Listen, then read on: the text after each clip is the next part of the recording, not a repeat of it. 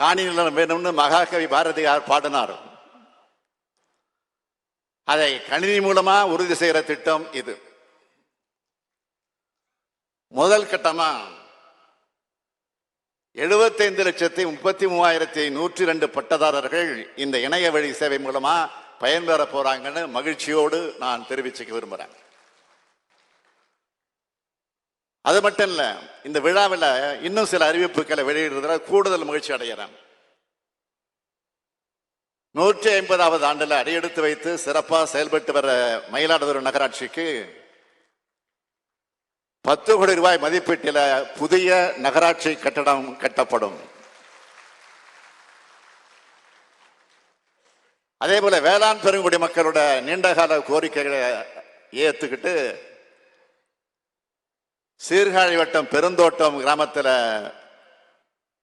செல்லநாற்றின் குறுக்கிலும், சென்னம்பட்டணம் கிராமத்தில் முல்லையாற்றின் குறுக்கிலும், தரங்கம்பாடி வட்டம் சந்திரப்பாடி கிராமத்தில் நண்டலாற்றின் குறுக்கிலும் உப்பு நீர் புகுவதை தடுக்கும் வகையில் கடைமடை நீர் ஒழுங்கிகள் 44 கோடி ரூபாய் செலவில் அமைக்கப்படும். அதோடு குத்தாலம் வட்டத்தில் வானாதிராஜபுரம் மற்றும் அரையபுரம் வாய்க்கால் பாசன விடவர்கள் பயன்பெறக்கூடிய வகையில்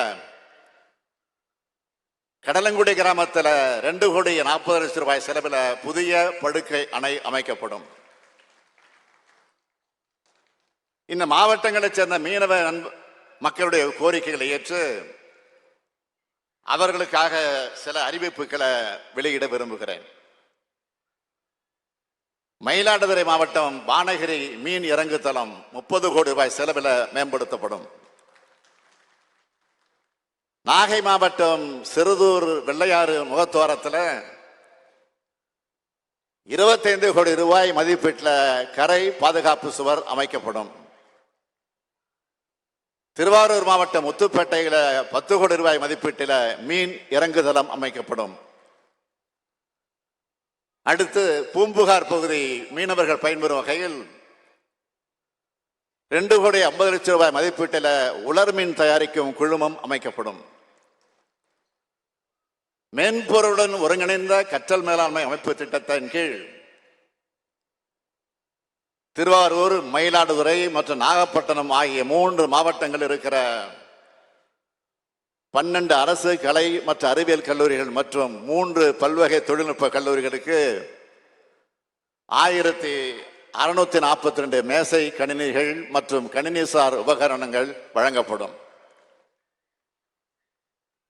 அதேபோல் மயிலாடுதுறை மாவட்டத்தில் ஒரு சிறப்பான நூலகம் அமைக்கப்படும் சட்டமன்றத்தில் அறிவிச்சிருந்தோம். அந்த அறிவிப்பை செயல்படுத்த பார்க் அவென்யூ பகுதியில் நிலம் தேர்வு செய்யப்பட்டிருக்கு. அங்கு 5 கோடி ரூபாய் மதிப்பில் ஒரு சிறப்பான நூலகம் விரைவில் கட்டி முடிக்கப்படும் என்பதையும் மகிழ்ச்சியோடு தெரிவிச்சுக்க விரும்புகிறேன்.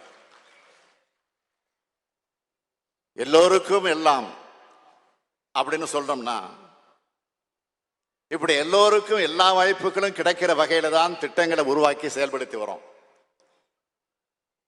அதனாலதான் திமுக அரசு நம்மோட அரசுங்கிற அடிப்படை உணர்வு இங்க இருக்கக்கூடிய ஒவ்வொருத்தருடைய மனசுலையும், ஏன் தமிழ்நாட்டில் இருக்கக்கூடிய ஒவ்வொருத்தருடைய மனசுலையும் அது உருவாகி இருக்கு. தாய்மார்கள் இங்க வந்திருக்கீங்க. இன்று நம் தமிழ்நாட்டில் 1,15,16,292 மகளிருக்கு மாதம் 1000 ரூபாய் உரிமை தொகை கிடைக்குது. அது மட்டுமா,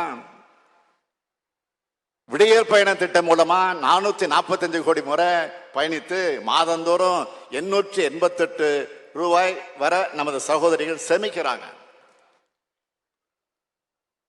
முதலமைச்சரின் காலை உணவு திட்டத்தில் நாள்தோறும் 16 லட்சம் குழந்தைகள் வயிறார சாப்பிட்டு வளமான தலைமுறையா உருவாக்கிட்டு இருக்காங்க.